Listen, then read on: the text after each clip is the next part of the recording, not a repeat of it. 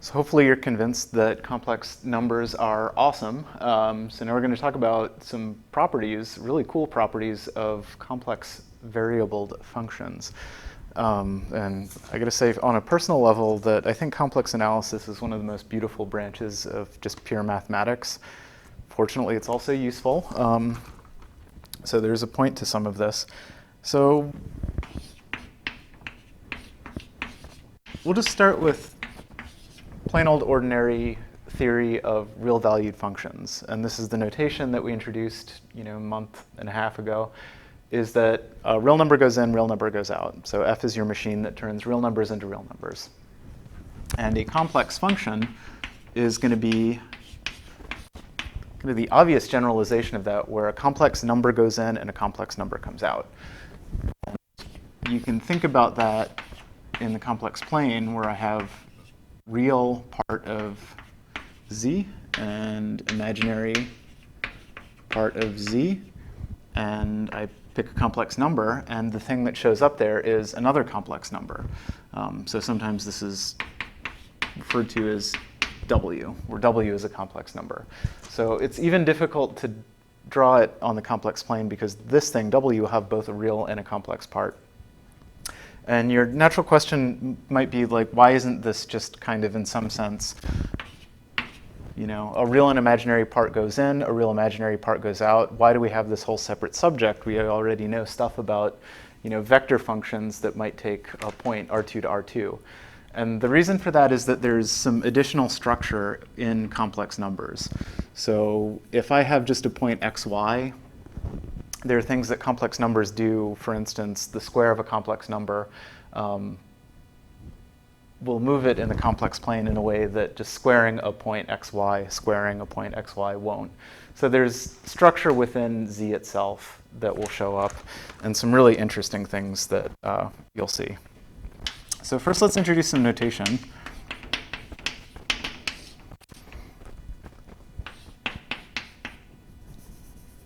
So our function of a complex number, yeah, sure. There's a real part and an imaginary part. So we'll take z as x plus iy. So you can, in some sense, think about this as two real numbers going in. One just happens to have an I in front of it. And we can think about the two parts of the function that come out of this, that's me running out of room, as a real part of the output and a real part of the input.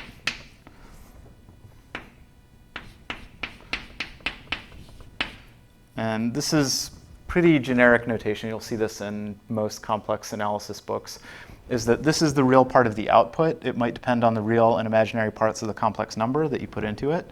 And this is the imaginary part of the output. So this function v depends on the real and imaginary part of the input. And each one of these things, so u is a function of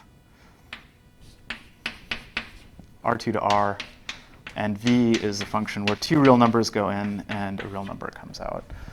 So two real numbers go in, one real number goes out. The I, the complex part of this, is completely taken care of by putting an I out in front. So you can always express a complex valued function like this. Okay, so as an example, let's just try this for maybe the simplest complex valued function we can think of.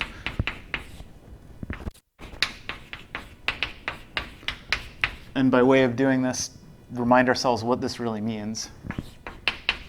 So let's find u of x and y and v of x and y. Okay, so what does this mean? This is the modulus squared.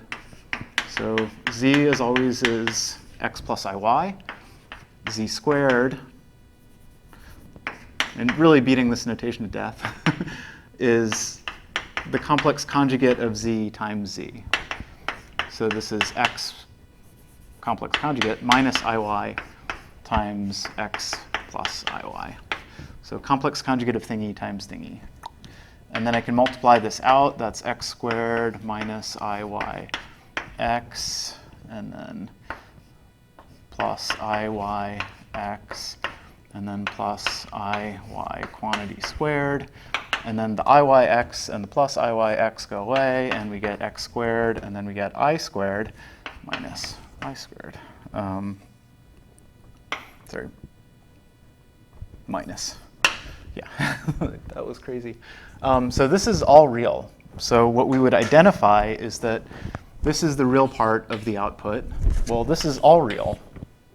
Right? So x and y are just two real numbers. The complex part is given by the y out in front of, or the I out in front of y. So this is u of x and y. And then this is plus I times 0. So v of x and y is equal to 0. So I would say that u of x and y is x squared plus y squared. And v of x and y, the complex part, is 0. Right? And there are going to be reasons to split this up into its real and its complex parts. Okay, so maybe I want to find that for 1 over z or something like that. Maybe we'll save that for, actually no, let's do that. Let's leave it all on the chalkboard. What I will say is this would be a good place to pause and see if you can get this as if you were working along in class. So find u and v for f of z is 1 over z, or z to the minus 1 power. So part of this is just remembering what it means to take the reciprocal of a complex number. And we'll rationalize stuff. So yeah, pause, try it. When you're ready, unpause. Here we go. So f of z is 1 over z, is 1 over x plus iy. I can't factor this because it's stuff in the denominator. So what I'll do is I will rationalize and multiply by 1 in a useful way. And I will get, hey, we just did that, x squared plus y squared, x minus iy. And therefore, f of z is equal to x over x squared plus y squared minus I y x squared plus y squared. And now we can do the exact same identification.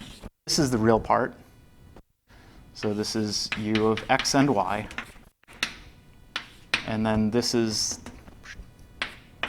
the imaginary part. Just formally, we want this to be a plus, so I just move the minus sign inside. Plus v of x and y. So v of x and y is minus y over x squared plus y squared, and u of x and y is x over x squared plus y squared. OK, let's do one more, because this is really fun. And this is definitely one you should try and beat your head into for a couple of minutes. So let's find u and v for ln z.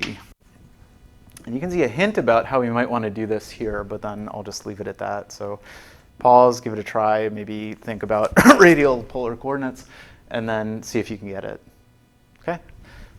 Of course, you have realized that the right way of expressing z in this case, even though it seems like we're going to go out of, this really looks like rectangular form, real plus I imaginary. But it turns out this is the right way of doing things, is you got to go backwards to go forwards, is we're going to express z in polar form. Right? So instead of going a up, x down the block and y up the street, we're going to go rei theta. And why is this useful? Well, look what ln z does to the e. So ln z, therefore, is ln rei theta. Oops. And then we just use properties of logs. So this is ln r plus ln ei theta is ln r plus I theta. Up to a little bit of a subtlety where we can wrap theta around by 2 pi and we get the same number, but we're not going to talk about branches and cuts and things like that in this class, unfortunately. I will just mention it, is that this could be I plus 2 pi n, and I would get the exact same number. So for any n in any positive or negative integer, but we won't get too much into so-called branch cuts and things like that, if at all. Okay, and there it is. So I have real part, this is real, r is a real number, and then I have imaginary part, I is explicitly out front. So I have u is ln r, and v is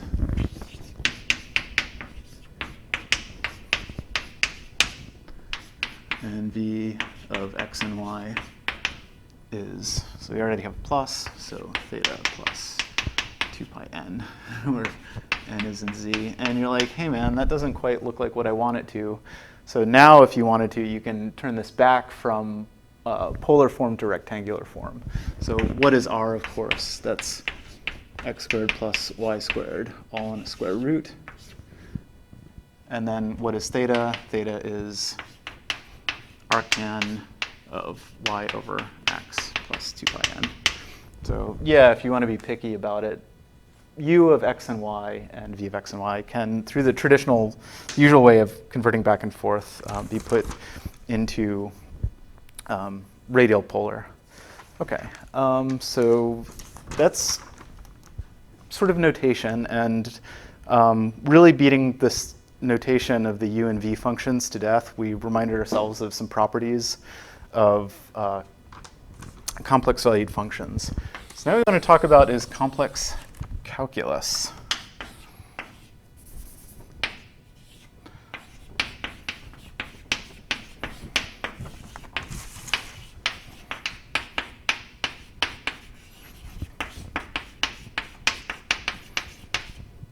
And we have a lot of the ideas already because we have essentially, up to some neat things that you can do.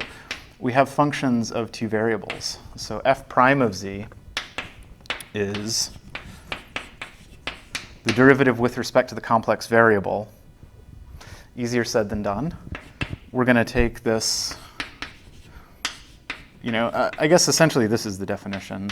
Limit as delta z goes to 0, f of z plus delta z minus f of z.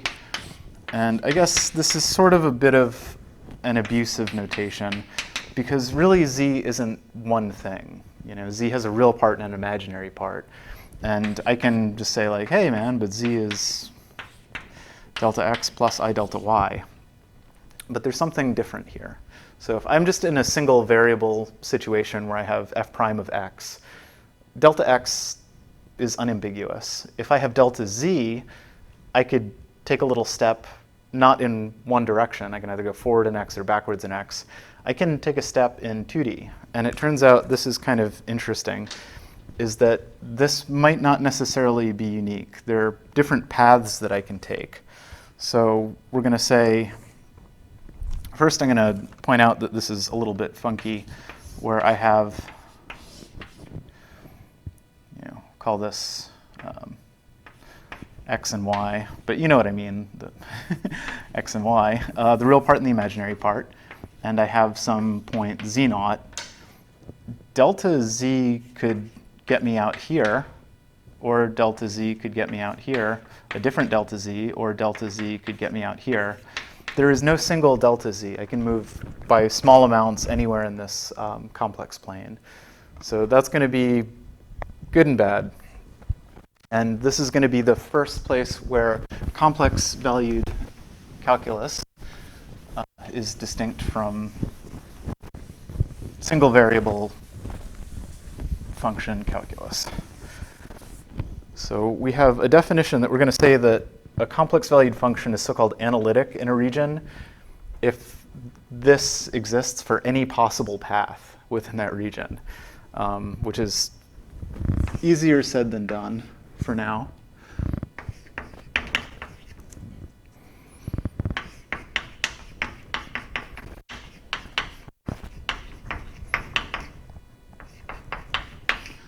So this is the definition of analytic.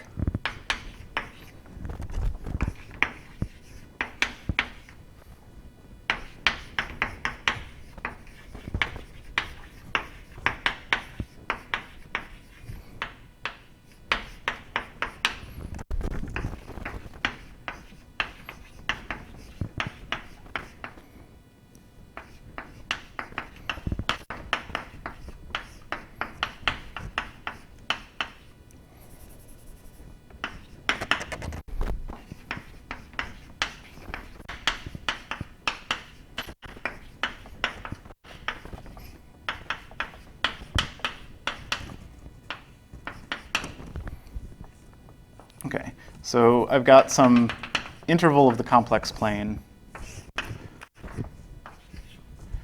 And I'm going to say that I'm analytic in this interval if every single point, so I pick any z naught in this interval, and there is a unique derivative at that point, which is to say if I approach from the left or the right, I should get the same answer, or northwest or southeast or 3.5 degrees below southeast. And you can see what the issue is. It's this, is that there's an infinite number of ways that I would need to verify that this is unique. So this is stringent. And instead of, or to maybe help make sense of what I mean by this, is let me draw a single variable function that does not have a unique derivative.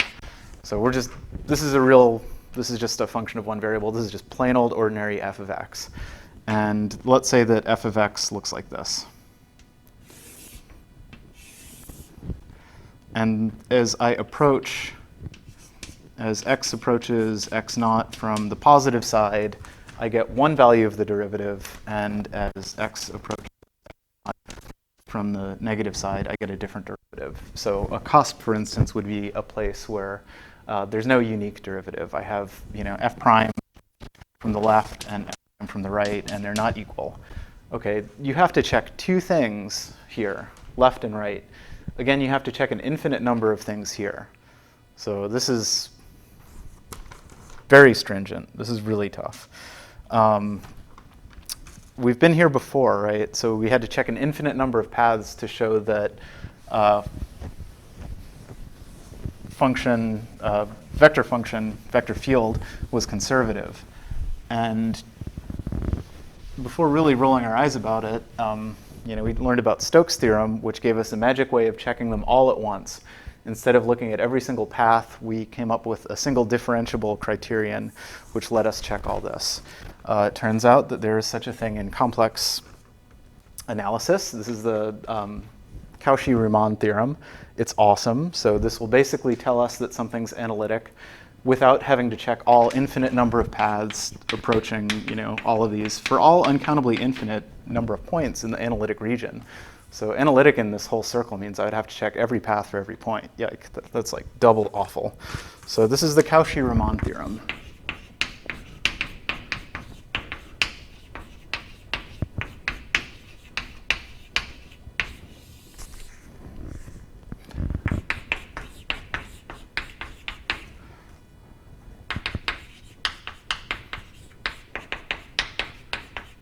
So we'll do our usual notation of describing a complex valued function in terms of u and v.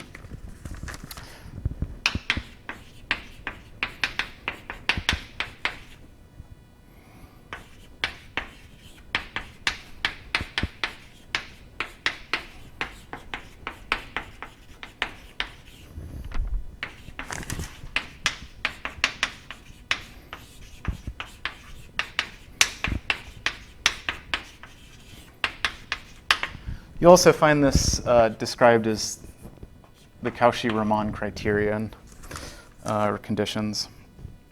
And now you see why we bothered doing this x and u and v stuff. I'll stack them.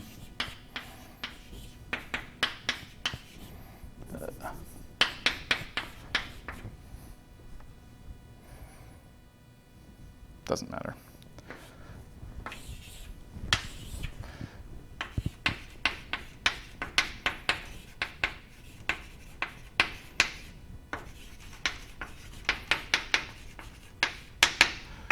Okay, squint at this for a second. What does this kind of look like to you a little bit? This should look a little bit like a curl almost, where we have these mixed partials with a minus sign. So du dx, du dy, dv dy, minus dv dx. So turns out there's the proof and the style of argument rhymes with what we've already talked about with conservative vector fields. But these are the Cauchy-Riemann conditions. By the end of complex analysis, you just call them the CR conditions. You can think about this idea of relating the fundamental definition of analyticity to a differential condition in the same way that you think about this condition that we had on vector fields, where we, again, relate integral path-by-path condition to a single easy-to-evaluate differential condition. So this is kind of the same style of argument, and it's amazing. It's really helpful. Okay, so we'll just do a couple of examples of that, and then we'll actually split this up into two. So we'll add some more proofs and theorems, but I think that's enough. So let's write down some functions and see if they're analytic or where they fail to be analytic. Get some practice. Why not pick on the thing that we started with?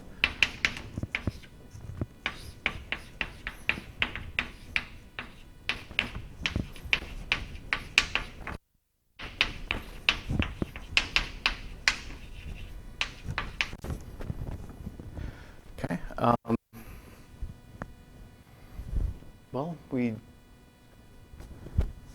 computed that and we put it into, so first step would be put this into the form where I can apply the CR conditions, which is put it into the form U plus IV.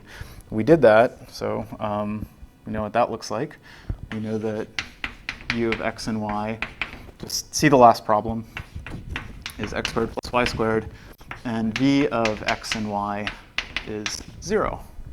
I like it already. So applying the Cauchy-Riemann conditions, du dx is this, 2x, dv dy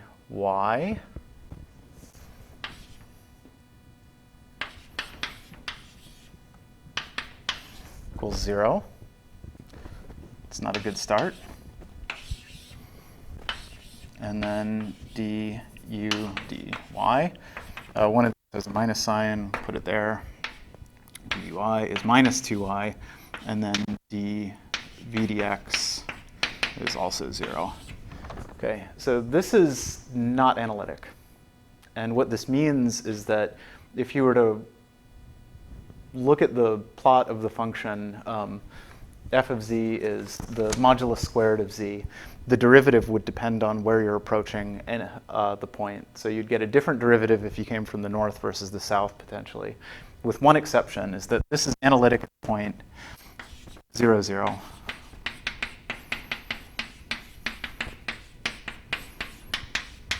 Anywhere else, the derivative depends on your path. Okay. So let's do this. Here's a good example. This is a good one to pause and try. So let's just get rid of that absolute value brace, where this isn't the modulus squared, it's literally just z squared. So let's do this instead.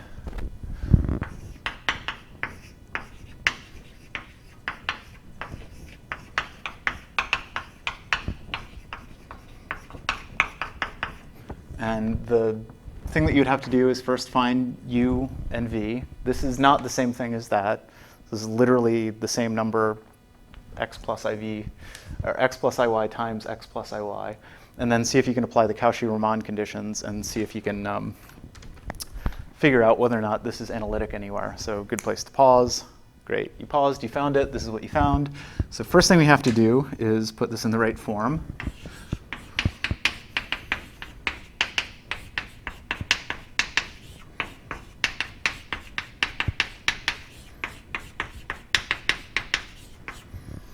And then that's x squared plus 2ixy plus y squared, which means that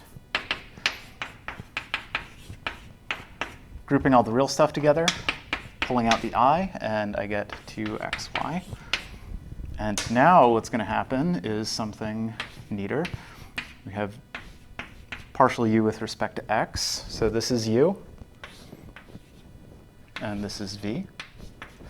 Right? Partial u with respect to x is 2x. Partial v with respect to y is 2x. And partial u with respect to y with a minus sign is minus 2y.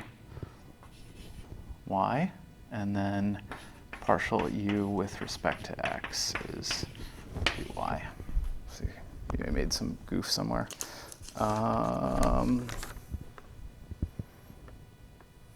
Did I? Oh yeah, totally I did. Yeah, we got the I squared here. Yeah, that's I squared, so this is actually a minus sign. Yeah, something funky happened. Yeah, I know that should be analytic everywhere.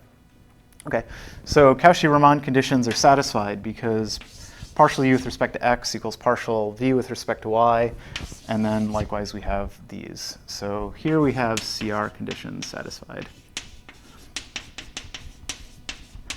Everywhere. So everywhere in the function, g of z is z squared, not modulus of z squared.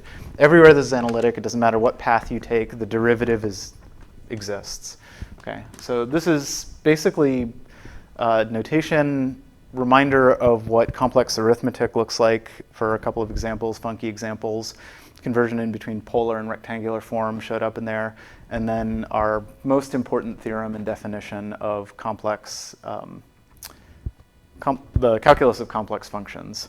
So we'll pull a little bit more out of this, and we'll talk about regular points, and then we'll start using like this stuff to do some neat tricks, namely harmonic functions, and your friend the Laplacian will show up again. So that'll be next time.